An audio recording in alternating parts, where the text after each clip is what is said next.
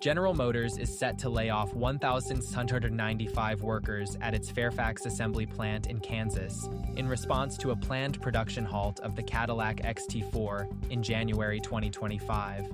The first round of layoffs will begin on November 18th, affecting 686 full-time workers and 250 temporary employees.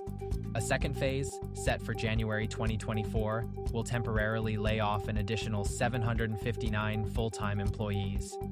These measures are linked to GM's decision to pause production of the XT4 until late 2025, when both the Bolt EV and XT4 will resume manufacturing on the same assembly line. The production pause is part of a larger restructuring effort that includes a $390 million investment in the Fairfax plant to upgrade its facilities for EV production. GM has also implemented broader job cuts across its global operations, including over 1,000 salaried employees in its software and services divisions earlier this year. The layoffs in Kansas reflect a continued shift towards electric vehicle manufacturing as GM pivots its strategy to meet the growing demand for EVs in the automotive industry.